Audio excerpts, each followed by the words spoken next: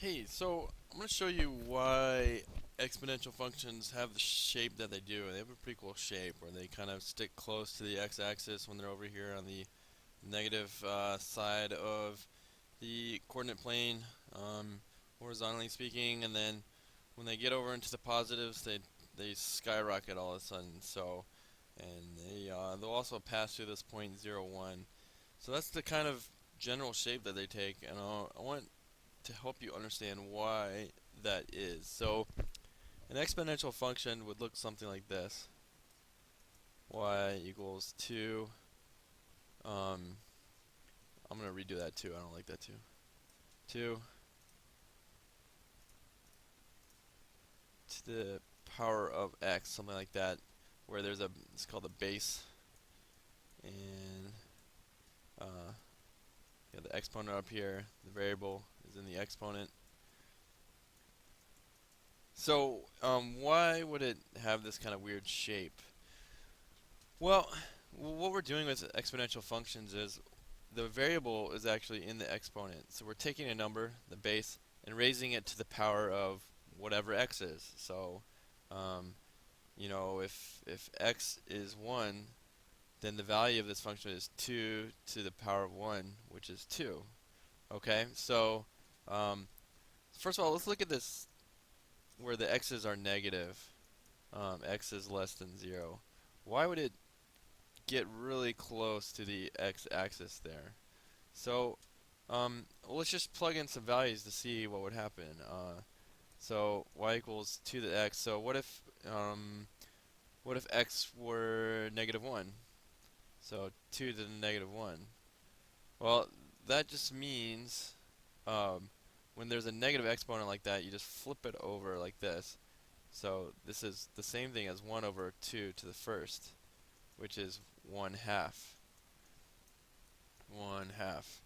Um, Say like x is negative 2, then we plug in a negative 2 for x, so 2 to the negative second would be the same thing as um,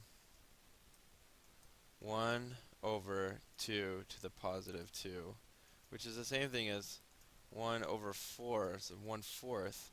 And actually, the greater, or the more negative the exponent is, the smaller the result becomes. So 2 to the negative first is 1 half, 2 to the negative second is 1/4, 2 to the negative third is 1/8. Because it's a negative exponent, the result of the function will always be 1 over something, and this something is going to get bigger and bigger and bigger. So the overall value of that is going to be smaller and smaller and smaller. So it's going to be 1 divided by um, uh, bigger and bigger numbers here. Um, so at so basically, what am I saying? Over here on the left side, um, where the exponents would be negative, you're plugging in negative numbers for x.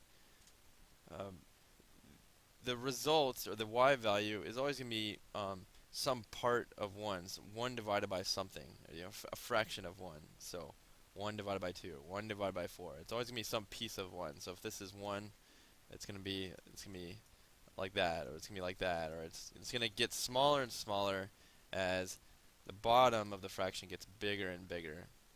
So if it's like 1 over 300, let's say, that's 1 chopped up into 300 little pieces, and it's only one of those little pieces. So as we go this way, as we get greater and greater, not greater and greater numbers, the negative numbers become more and more negative, or farther away from 0.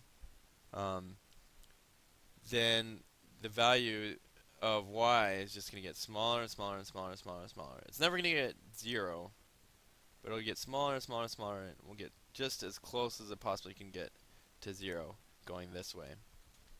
Now, why would exponential functions cross through the point 0, 1? Well, let's look at this, our y equals 2 to the x. Well, anything raised to the power of 0 is 1. So 5 to the 0 is 1. 3 to the 0 is 1. So whatever our base is, doesn't really matter. If we raise it to the power of 0, if you plug in 0 for x, the resulting value of y is just going to be 1. So that's why that goes through there. Then, alright, the right side, why does it just completely skyrocket there? Well, imagine, you know, so y, let's stick with our y equals 2 to the x. If I plug in, say, a 3 for x, that'd be y is 2 to the third, which is 2 times 2 times 2, which is 8. If I plug in a 4, 2 to the 4, that's 2 times 2 times 2 times 2, 2 times 2 times, how many is that? Let me back up. 2 to 3 is 8 times 2 is 16. I lost count there. 2 to the 5th is 32. 2 to the 6th is 64. So you can see just small changes in this exponent, and when it's an exponential function, small changes in x start to get to be huge changes in y. So small little changes in x and then huge changes in y because it's an exponential function. The variable is the exponent. So you plug in, I don't know, x equals 100 to the 100th. I mean, that's a very large number. That's a 2 with 100 zeros after it. So y grows incredibly quickly, and then that's why you hear something like exponential growth that happens very massively, and not just massively, but actually just takes off, it skyrockets like this. So that's why exponential functions will take this shape.